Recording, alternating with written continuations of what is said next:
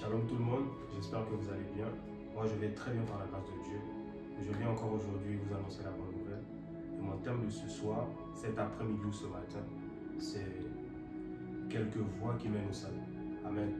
Nous savons très bien que Dieu dans son amour a envoyé Jésus-Christ afin que tous ceux qui allaient croire en Jésus aient la vie. La Bible dit dans Jean chapitre 3 verset 16 que Dieu a tant aimé le monde qu'il a envoyé son Fils unique afin que tous ceux qui croiraient en lui aient la vie et qu'ils aient la vie en abondance. Amen. Donc j'aimerais déjà avant de commencer te dire à toi qui me suis que Dieu t'aime. Il t'aime énormément. Et c'est par cet amour qu'il a envoyé son Fils mourir à la croix. Il a envoyé son Fils périr pour toi et moi. Amen. Dieu t'a donné le produit le plus précieux qu'il avait afin que tu aies la vie. Et Dieu t'aime. Peu importe la situation dans laquelle tu es, peu importe le péché dans lequel tu te trouves, peu importe ce que les gens ont dit de toi, Dieu t'aime. Et il attend de toi que tu viennes à lui. Amen. Donc, il y a plusieurs voies qui mènent au salut. Il y a plusieurs voies qui mènent à Jésus. Il y a plusieurs voies qui mènent au royaume de Dieu. Mais la première voie que j'aimerais citer avec vous, c'est reconnaître Jésus-Christ comme Seigneur et Sauveur. Amen. Il est dit dans le livre de Romains chapitre 10 au verset 9 que si tu confesses le Seigneur Jésus-Christ et si tu crois dans ton cœur, tu seras sauvé. Si tu confesses Jésus devant les gens, si tu crois dans ton cœur, tu seras sauvé. Alors tu es peut-être dans une situation actuellement où tu te dis, mais comment je peux faire pour venir à la vie? Comment je peux faire pour venir à Jésus-Christ? Il faut que tu puisses le reconnaître comme ton Seigneur et comme ton Sauveur. Que tu le donnes la place, l'accès à ton cœur, à ta vie. Que tu puisses le dire devant des gens, publiquement, que tu le reconnaisses. Parce que la Bible dit que si ceux qui me confesseront devant les hommes, moi je les confesserai devant mon Père. Donc Dieu va te confesser, Jésus va te confesser devant Dieu le Père, lorsque toi tu vas le confesser devant les gens. Lorsque toi tu diras qu'il est Dieu. Lorsque toi tu diras qu'il est mort, il est ressuscité. Lorsque toi tu diras qu'il vit encore. Amen. Et c'est à ce moment-là que tu seras sauvé. Donc la première voie vers le salut, c'est reconnaître Jésus-Christ comme Seigneur et Sauveur personnel. Une fois que tu l'as reconnu comme Seigneur et Sauveur, il vient habiter dans ton cœur. Il vient prendre la place qu'il faut et à partir de ce moment-là, tu deviens une nouvelle créature. Tu deviens renouvelé. Tu n'es plus un pécheur seulement, mais tu es une créature divine, une créature que Christ lui-même a pris dans ses mains, une créature que Christ a renouvelée. Selon ce que la parole de Dieu dit, voici toutes les choses anciennes sont passées. Maintenant, toutes choses sont devenues nouvelles grâce à Jésus-Christ. Amen. Donc lorsqu'on le reconnaît, on devient une nouvelle créature. Et on n'a plus la nature de pécheur. On n'a plus la nature de mauvaise personne devant le Seigneur. Même si les hommes te qualifient de certaines choses, mais une fois que tu as reconnu le Seigneur Jésus-Christ, il te lave de tes péchés. Donc il faut reconnaître le Seigneur. Il faut lui donner ta vie. Il faut revenir en arrière, assumer les péchés que tu as faits et continuer à avancer avec lui. Amen. Donc reconnais le Seigneur Jésus comme ton Seigneur. La deuxième voie qui mène au salut, c'est te faire baptiser. La Bible dit que celui qui croira et qui sera baptisé sera sauvé. Selon Marc chapitre 16, verset 16. Celui qui croira dans son cœur et qui se fera baptiser sera sauvé. Alors peut-être que tu dis, oui, moi je crois en Jésus. Moi j'ai accepté le Seigneur Jésus. Mais si tu ne te fais pas baptiser, si tu ne passes pas par les eaux du baptême, ta foi et le fruit de ta foi n'est pas manifeste. Parce que si tu crois que Jésus-Christ est mort pour toi et qui t'a sauvé, ce qu'il te demande, c'est que tu passes par les eaux du baptême, que tu sois sanctifié par tes péchés. L'apôtre Pierre, lorsqu'il prêchait l'évangile, après que le Saint-Esprit est descendu sur lui, il a dit beaucoup de choses sur Jésus-Christ. Et ceux qui l'entendaient ont eu le désir de venir à Jésus. Ils ont demandé à Pierre, mais que devons-nous faire? Que devons-nous faire? Mon frère, tu as dit toutes ces choses, mais que devons-nous faire? L'apôtre Pierre a dit, convertissez-vous et que chacun de vous soit baptisé au nom de Jésus-Christ. Amen. Et vous recevrez le don du Saint-Esprit. Donc tu as cru en Jésus-Christ. Il faut que tu te fasses baptiser. Il faut que tu passes par les eaux du baptême. Amen. Parce que la Bible dit dans 1 Pierre chapitre 3 verset 21 que cette alliance que nous tissons par le baptême, ce n'est pas l'œuvre d'une eau seulement, mais c'est l'œuvre du Saint-Esprit. Cette œuvre nous emmène justement à renaître, à devenir de nouvelles personnes.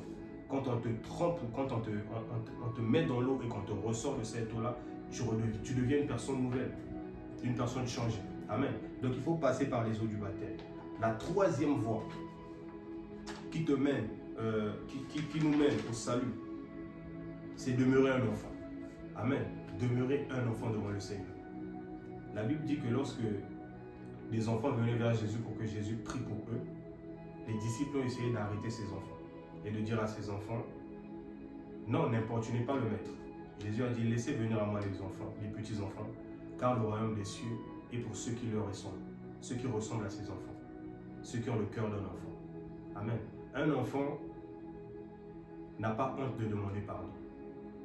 Un enfant n'a pas honte de s'humilier.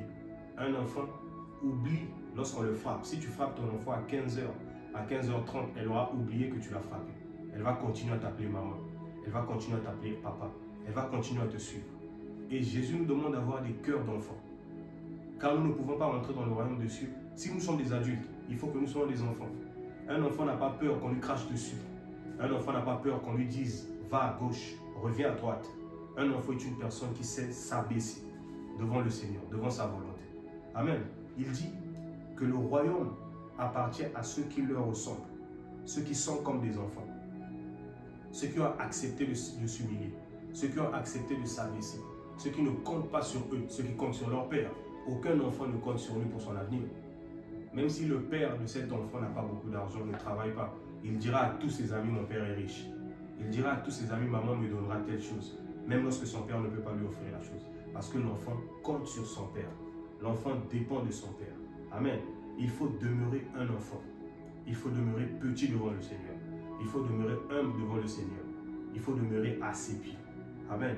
La quatrième voie qui nous mène vers le Seigneur, qui nous mène vers le salut, c'est ce que la Bible dit dans Matthieu chapitre 5. Il dit « Heureux les pauvres d'esprit, car le royaume des cieux leur appartient.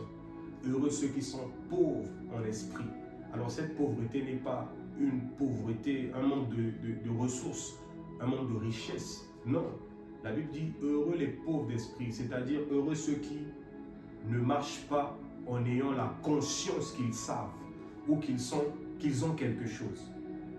La métaphore que je vais vous prendre, c'est celle de cet homme, ce jeune homme riche qui a dit à Jésus-Christ, « Maître, que dois-je faire pour entrer dans le royaume ?» Jésus lui a dit, « Tu ne tueras point, tu ne voleras point, et toutes ces choses. » Et le jeune homme a dit à Jésus, « Mais j'ai fait toutes ces choses. Que me manque-t-il encore ?» Jésus lui a dit, « Si tu veux être parfait, va vendre tout ce que tu as, donne-le aux pauvres, et tu auras un trésor dans le ciel. » Et à partir de ce moment-là, il a dit, « Non, moi je ne peux pas vendre tout ce que j'ai, je ne peux pas donner tout ce que j'ai, c'est tout ce que j'ai. » Et la Bible dit qu'il est plus facile à un chameau de rentrer dans le royaume des cieux qu'un homme riche. Donc, en d'autres termes, lorsque nous avons encore notre cœur attaché à certains biens, à certaines choses que nous avons, lorsque nous sommes dépendants de ces choses, lorsque l'argent est tout ce qu'on a, lorsque le travail est tout ce qu'on a, lorsque notre famille est tout ce qu'on a, lorsque les choses qui nous entourent représentent tout ce qu'on a, nous ne pouvons pas rentrer dans le royaume. Pour entrer dans le royaume, il faut que nous soyons attachés d'abord au Seigneur. Il faut que seul le Seigneur soit la source de notre joie, la source de notre paix. Si Christ n'est pas le centre de notre vie, nous ne pourrons pas rentrer au ciel. Et il dit, le chameau peut rentrer, passer par le trou d'une aiguille, mais un homme riche ne pourra pas. Comment un chameau peut passer par le trou d'une aiguille? Un chameau ne s'occupe que des affaires de son maître. Un chameau ne transporte que les affaires de son maître. Un chameau ne s'occupe pas de sa propre vie parce que c'est le maître qui le conduit. Et Jésus-Christ nous dit que nous ne pouvons pas entrer dans le royaume de Dieu si nous ne nous comportons pas comme des personnes qui sont pauvres d'esprit. Amen. Il ne nous demande pas d'être pauvres. Il ne nous demande pas d'être ignorants. Il nous demande de ne pas nous attacher à ce que nous avons. Une fusée ne peut pas monter très haut et garder tout ce qu'elle a. Lorsque la fusée monte, elle perd des choses. Et Dieu nous demande de perdre. Et la Bible dit dans Matthieu chapitre 6, verset 36, la Bible dit quoi? Je vais rechercher le verset pour ne pas dire n'importe quoi. Matthieu chapitre 6, verset 33, pardon. La Bible dit, « Faites donc du royaume des cieux et de ce qui est juste à ses yeux votre préoccupation première. Et toutes ces choses vous seront données en plus. » J'aime beaucoup cette version parce qu'elle est claire. Faites donc du royaume de Dieu et de ce qui est juste à ses yeux votre préoccupation première.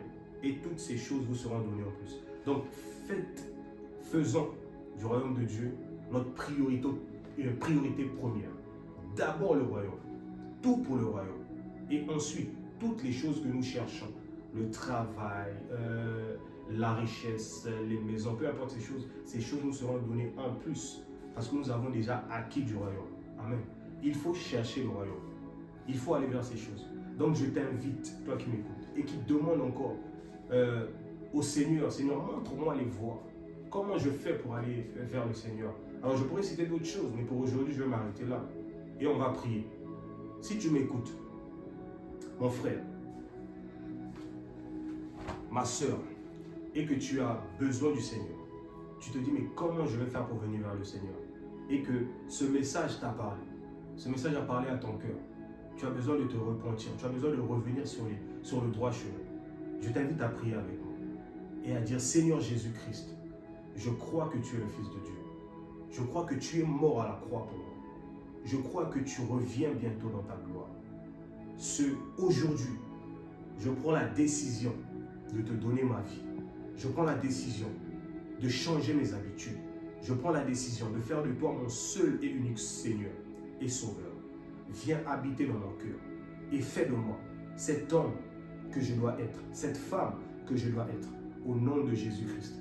Je prie au nom de Jésus-Christ que dans ta maison, dans ta voiture, dans les lieux où tu te trouves, que ce ne soit pas juste des convictions physiques, mais une conviction spirituelle qui vient dans ton être, qui vient assurer à ton âme que tu es sauvé par Jésus et que tu ne dois plus marcher dans le péché. Le péché n'est pas ton partage.